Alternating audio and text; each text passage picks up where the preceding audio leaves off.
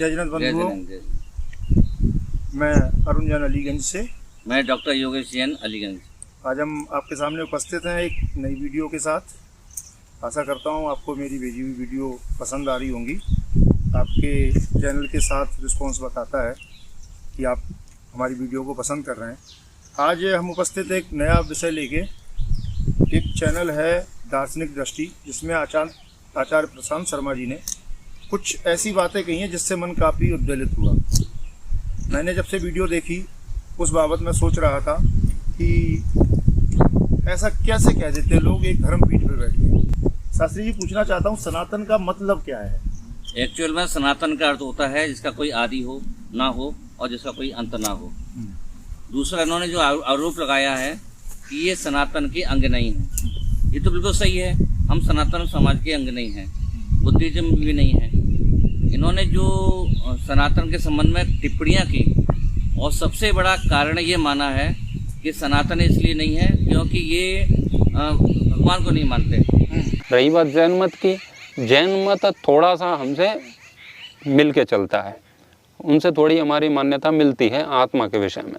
जैन मत आत्मा को मानता है, आत्मा के विषय में उनके अच्छे तर्क हैं। काफ़ी मैंने जैन दर्शन भी पढ़ा है, तो जैन दर्शन में बहुत तर्क की जाती है, बहुत तर्क करते हैं, लेकिन वो तर्क करते हैं वो आत्मा तक। आत्मा के आगे जैसे ही वो ईश्वर पर बात करते हैं ना, तो ईश्वर को तो वो नकार ही देते हैं, ईश्वर को तो मानते ही नहीं है वो। जैन मत में ईश्वर को नहीं मानते हैं, आत्मा को मानते हैं। आत्मा ही सब कुछ है ना, वही भगवान बनती है, वही सब कुछ होता है। लेकिन अपने यहाँ तो ईश्वर को सबसे पहले माना जाता है। आत्मा भी है और परमात्मा भी है, और जो लोग अद्वैत में मानते हैं वो तो सब परमात्मा ही सब कुछ मानते हैं। वो तो आत्मा तो वही आत्मा है, वही परमात्मा, वो सब एक ही मानते हैं। लेकिन महर्षि दयानंद के त्रैतवाद सिद्धांत में प्रकृति अलग है, आत्मा अलग है और परमात्मा अलग है, भिन्न है तीनों। तो जैन मत में मात्र आत्मा को माना जा रहा है और प्रकृति को भी माना जाता है, परमात्मा को नहीं मानते। अब हमारा जो दर्शन है, वैदिक दर्शन है, वैदिक दर्शन में ईश्वर की सिद्धि के लिए बहुत प्रबल प्रमाण दिए हैं, बहुत तर्क हेतु तथ्य दिए हैं। और ईश्वर की भक्ति करो, ईश्वर का जप करो, वही संसार को चलाता है। इस सब में, और वेद में तो पूरा व्याख्यान और दर्शनों में, इस सब में भरा पड़ा है, पुराणों में, उपनिषदों में ब्रह्म को लेकर के बहुत उपदेश है। और अपनी मान्यताओं में भी हम कहते हैं ना, भगवान ये सब कर रहा है, भगवान ये सब देख रहा है। हमारी मान्यता में भगवान है, क्योंकि वो है इसीलिए हम उसे मान रहे हैं। वे नहीं मान रहे हैं, ईश्वर है तब भी नहीं मान रहे हैं, तो वे ईश्वर का बहुत खंडन करते हैं। जैन मुनियों के आप उनके ग्रंथ पढ़ोगे ना, तो जैन मुनि पूरी ताकत लगा के, पूरी शक्ति झोंक करके ईश्वर के अस्तित्व को नकारने का असफल प्रयास करते हैं, और उन्होंने किया भी है। इसी बात को लेकर के आचार्य शंकर से उनके बहुत सारे शास्त्रार्थ हुए थे, बहुत डिबेट हुई थी उनकी। तो आज है ठीक है, जैन शांत दिखते हैं, और आज हमारी उनसे कोई द्वेष नहीं है, जैनों से अपना कोई झगड़ा नहीं है। आपने देखा होगा वो कहे कोई गाड़ी नहीं जला रहे, कोई बिल्डिंग नहीं तोड़ रहे हैं, है ना, ऐसा कुछ नहीं करते हैं। वो शांति से अपना जीवन यापन कर रहे हैं। तो हमें जैनों से कोई समस्या नहीं है, जैनियों को हमसे कोई समस्या नहीं है। तो ये तो व्यावहारिक बातें हैं। वे तपस्या भी करते हैं, त्याग करते हैं, खूब करते हैं, वो सब अच्छी बातें हैं। लेकिन सिद्धांततः हम दर्शन की बात करें तो हम उनसे भिन्न हैं, उनसे हमारा कोई मेल नहीं है। वे नास्तिक लोग हैं ईश्वर को लेकर के, और हम आस्तिक हैं, तो हमारा इस बात पर उनका भी ऐसे है। तो महर्षि दयानंद जी ने सत्यार्थ प्रकाश में जैनियों का भी खंडन किया ही है ना। आपके पास है, आपने पढ़ा है, उसमें पढ़ेंगे, आगे पढ़ेंगे, तो उसमें जैनों का पूरा खंडन है, बौद्धों का पूरा खंडन है। तो जैनों के व्यवहार के तल पे हम देखें तो ठीक है, उनके संत त्याग तपस्या वो सब करते हैं, और आज वो अपना जीवन जी रहे हैं, तो वो बात अलग है। लेकिन जब डिबेट हुई थी ना, जब इनका उदय हुआ था, तो इनसे हमारे सनातन धर्म के जो गुरु थे, आचार्य थे, उनसे बहुत सारी डिबेट हुई। और आचार्य शंकर के तो इतने पीछे पड़ गए थे कि एक जैन थे, वो उनके शिष्य बन गए, और बाद में उन्होंने ही उनको विष दे दिया। जैनी ने ही मतलब प्राण हरण कर लिए आचार्य शंकर के। तो फिर कहाँ एक हुए, मतलब इतनी मान्यताएं विपरीत हुई। आचार्य शंकर ईश्वर को सिद्ध कर रहे हैं, सब जगह ब्रह्म को ही सिद्ध कर रहे हैं, और वे ब्रह्म को मान ही नहीं रहे हैं। तो उससे हमारी मत भिन्नता एकदम अलग है, विपरीत है। तो हमारी मान्यताओं से न बौद्ध मेल खाते हैं, न जैन मत खाते हैं। वो अपनी कोई शाखा नहीं है। से आस्तिक तो वे जैनी हो गए हैं, लेकिन आत्मा को लेके चेतनता तो मानते हैं, वो पाप पुण्य वो सब मानते हैं, है ना। मुक्ति भी मान रहे हैं, वो उनका दूसरा दर्शन है, वो जिस ढंग से मानते हैं। लेकिन वो मान रहे हैं। तो इस बात पर पाप और पुण्य को लेकर के हमारी सबकी मान्यता एक है। तो ब्रह्मचर्य को, अहिंसा को, इस सब को उन्होंने भी माना है, यम नियम में जो बातें की गई हैं। तो जैन हमारे निकट हैं, लेकिन हमारे जैसे नहीं है, सनातन धर्म का अंग नहीं है। तो दर्शन के तौर पर तो हमारी उनसे मान्यताएं मेल नहीं खाती हैं। और ईश्वर का वो बहुत मजाक उड़ाते हैं, कई सारी बातों में उन्होंने ईश्वर का बहुत मजाक उड़ाया। तो नास्तिकता तो बहुत बड़ा पाप है सनातन धर्म में। नास्तिको वेद निंदक, जो वेद की निंदा करता है वो नास्तिक है ना। तो नास्तिक के लिए तो बहुत सारे प्रावधान हैं। फिर तो सबसे बड़ा पाप है नास्तिकता, सबसे बड़ा पाप है। आयुर्वेद में कहा गया है सबसे बड़ा पाप क्या है, तो नास्तिकता। क्योंकि व्यक्ति नास्तिक होता है तो उसका पतन होता है। तो जो बुद्धू हैं, मतलब बुद्धिस्ट हैं, उनका तो पतन होना ही है, वो तो कहीं से भी कुछ नहीं मानते। यदि ग्रंथों के आधार पर तय किया जाए तो अपना जो सनातन धर्म का बौद्धों से और जैनों से कोई संबंध नहीं है कहीं पर भी। सनातन धर्म की एक शाखा है, उसमें अमृत है, और इसको जो दूसरी शाखा मान रहे हैं तो उस पर तो विष लग रहा है। तो ऐसा नहीं हो सकता कि एक ही वृक्ष के एक शाखा में अमृत हो और एक में विष हो, ऐसा नहीं हो सकता। तो ये सब फेक बात है, वो बस भावनाओं में ये सब कह दिया जाता है ताकि ये सब अपने हों। तो अच्छी बात है, सब अपने ही होने चाहिए, वो निकट आएँ, तर्क करें, बहस करें और सनातन धर्म को पूर्णतः अपनाएं, जो आत्मा और परमात्मा तक की बात करता है। ठीक है, ठीक। यहाँ ये देखना है सनातन का अर्थ, जैसा आपने स्पष्ट कर दिया, जिसका कोई आदि नहीं है और इसका कोई अंत नहीं है। एक्चुअल में सनातन तो जैन समाज, जैन दर्शन है। इसका कारण है कि ये सृष्टि की रचना नहीं मानते हैं। यदि हम सृष्टि की रचना मानेंगे तो उसका कोई ना कोई आदि अंत मानना पड़ेगा। और जैन दर्शन इस सृष्टि का निर्माण करने वाला कोई नहीं मानता है। माने सृष्टि अनादि और अनंत है। इन्होंने जो बहुत बड़ा क्लेम लगाया हमारे ऊपर, ये भगवान को नहीं मानते। हाँ। और इस आधार पर मान रहे कह रही हैं क्योंकि ये सृष्टि की रचना नहीं मानते भगवान को। हमें यहाँ इस विषय में बहुत क्लियर हो जाना चाहिए। जितना भगवान को हम जैन दर्शन लोग मानते हैं, जैन दर्शन मानता है, उतना तो कोई नहीं मानता है। बिल्कुल। ये जो मूलभूत अंतर है जैन कि सारी दुनिया भगवान को सृष्टि का कर्ता मानता है। हमारा अंतर है कि हम भगवान को तो मानते हैं पर इस संसार का कर्ता नहीं मानते। इनका सा सीधा सा जो प्रॉब्लम इनको है, या सीधा इनको उन्होंने प्रश्न उठाया कि हम सृष्टि का कर्ता नहीं मानते हैं इसलिए भगवान को नहीं मानते। दूसरा, इन्होंने ये ब्लेम लगाया है कि ये वेदों को स्वीकार नहीं करते हैं इसलिए नास्तिक हैं। हम आपसे पूछते हैं कि वेदों को नहीं स्वीकार करना नास्तिक का अर्थ होता है जिसने अपनी अस्तित्व नहीं माना। हम आपको नहीं मानते हैं इसलिए हम नास्तिक हैं, फिर तो हम ये कहेंगे कि जो भगवान महावीर को नहीं मानता वो नास्तिक है। तो इसके हिसाब से तो नास्तिक आप भी हो गए। इनकी यहाँ जो बहुत बड़ी परिभाषा एक है, वेद निंदको नास्तिका, कि जो वेद की निंदा करे वो नास्तिक है, वो निंदा। यहाँ एक बहुत समझने वाली बात है, हम वेद की निंदा नहीं करते हैं पर वेद को स्वीकार नहीं करते। हमारे जैन दर्शन में तो किसी की निंदा नहीं करने की कही गई। बिल्कुल। शत्रु हो उसकी भी निंदा नहीं करते। ये हमारा मूल है, ये सनातनियों को बहुत अच्छी तरह समझ लेना चाहिए। बिल्कुल।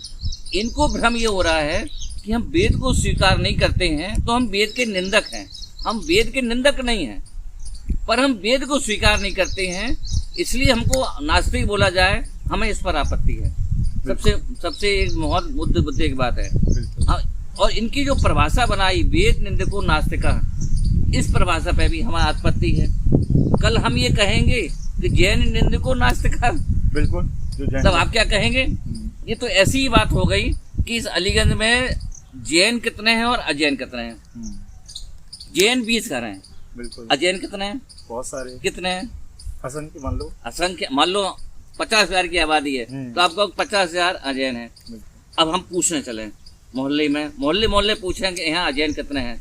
अब हम पहले पूछते हैं ब्राह्मणों के मोहल्ले में, वहाँ भाई यहाँ अजैन हो, वो कहीं अजैन नहीं, हम तो ब्राह्मण है। ठाकुरों से पूछें, ये बच्चा जो कैमरा मैन इससे पूछें भैया अजैन हो, ये तो हम अजैन नहीं, हम तो मान लो लोधी राजपूत साके वगैरह जो कुछ भी हैं।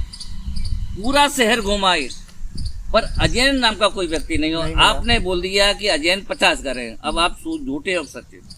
हाँ, इस हिसाब से झूठ है। झूठ है, बिल्कुल। अब ठीक ऐसी स्थिति यहाँ पर है कि जो वेद को नहीं मानता है वो नास्तिक है, तो वेद को तो जो षट दर्शन है वो भी वेद पर क्वेश्चन मार्क लगाते हैं। जैसे सांख्य योग, न्याय वैशेषिक, सांख्य ने सत्वगुण 3 त्रिगुण माने हैं, प्रकृति और पुरुष माने हैं, और जो परमात्मा का रूप है वो कूटस्थ है। इस सृष्टि की जितनी रचना हुई है वो प्रकृति की जो विकृति है उससे सृष्टि की रचना हुई है।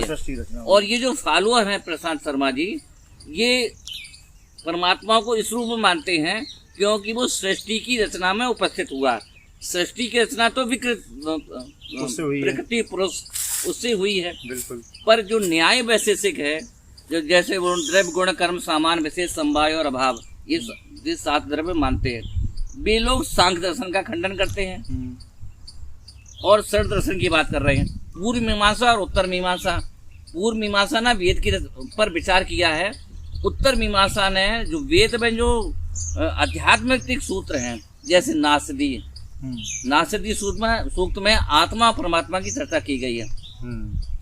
वेद के अंतिम भाग को जो स्वीकार करता है उसे वेदांत बोलते हैं। और वो वेदांत सांख्य योग की आलोचना करता है। सांख्य योग का आधार वेद है, तो ये आपस में एक दूसरे के विरोधी हुए। ये विरोध का आधार कौन है? वेद है। तो ये कुछ अंशों में सांख्य योग वेद को नहीं मानते। जब सांख्य योग वेद को नहीं मानते हैं तो उन्हें आप नास्तिक कहोगे कि आस्तिक कहोगे? ठीक बात है। उस हिसाब से तो वो भी नास्तिक होगा, तो आप उनको क्यों नहीं बोल रहे हम? इसलिए हमारे ऊपर ये आरोप लगाना कि हम सनातनी नहीं हैं, और जो तुमने सनातन की परिभाषा कर रखी है कि जो वेदों को मानता है वो सनातन, हमें उस परिभाषा पे आपत्ति है। हम सनातनी इसलिए हैं, तुम्हारे वाले सनातनी के अंश नहीं है, तो आपके वाले सनातनी के अंश नहीं है। और आप हमारे सनातनी की जो परिभाषा उसके अंश नहीं, तो आप गैर सनातनी हो। हमारे हिसाब से आप गैर सनातनी हो गए। जबकि स्थिति है कि भारत देश की पवित्र भूमि में हिंदू लोग और जैन लोग इस संस्कृति के दोनों पहिए हैं। कौन पहले कौन बाद में, इस बात पे हमें आपत्ति, क्योंकि दोनों इस पवित्र भूमि की प्रशंसा और उसका यशोगान पूरी दुनिया में, हिंदुइज्म से और जैन दर्शन से सारी दुनिया की जो प्रशंसा हुई इन दोनों से हुई है। इसलिए ये कहना कौन सा, ये क्षुद्र नीति है, ये छोटी सोच है। इस तरीके से करना केवल दर्शकों को या जो इनके चैनल के फॉलोअर हैं उनको केवल एक मध्य भ्रम की स्थिति पैदा करना है। सही बात, संतुष्टि करने की नीति चल रही है। हाँ, और जैसा कि किसी भी चैनल बनाने वाले को या किसी को भी जो पीठ पे बैठ के इस तरीके की बात करता है उसको नहीं करना चाहिए। एक सही वक्तव्य है वो जनता के सामने आना चाहिए।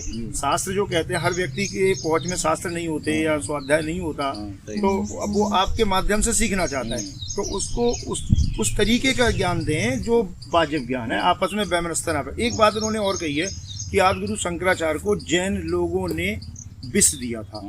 इसमें कहाँ तक सच्चाई है? ये इन्होंने बहुत गैर जिम्मेवारी काम किया। बिल्कुल, इन्होंने सीधा आक्षेप लगाया। आदि शंकराचार्य 7 वर्ष की उम्र में संन्यास लिया था।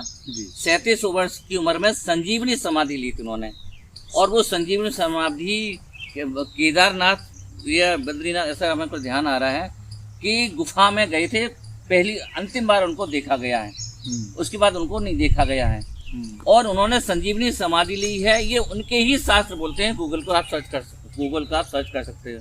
बिल्कुल। किसी को विस्पान करना, ये तो विस्पान कराना, उनको मर्डर कराना, ये तो 3 काल में संभव ही नहीं है। 7वीं 8वीं की शताब्दी की ये घटना है। इसलिए इतने जिम्मेवार होकर के जघन्य आक्षेप लगाया, जघन्य आरोप लगाया है, ये बिल्कुल उचित नहीं है। लेकिन जो ईश्वर वाला मामला है, हम ईश्वर को जगत का कर्ता नहीं मानते। क्यों? हमारा कोई माई बाप नहीं, हम सभी लोग भगवान क्यों नहीं बन सकते हैं? जो हमारा हिंदू दर्शन से हमारा जो मूलभूत अंतर है, वैदिक दर्शन ये बोलता है एक परमपिता परमात्मा है, उसके सारे अंश हैं। यहाँ प्रश्न उठता है, अगर परमपिता परमात्मा के सारे अंश हैं तो हिंदुओं का मुसलमानों से तो बहुत 36 आंकड़ा है। उन मुसलमानों को किसने बनाया? ब्रह्मा जी ने बनाया कि नहीं बनाया? नहीं बनाया। बिल्कुल सही बात है। अगर उन्होंने बनाया तो तुम्हारे दुश्मन कैसे हुए?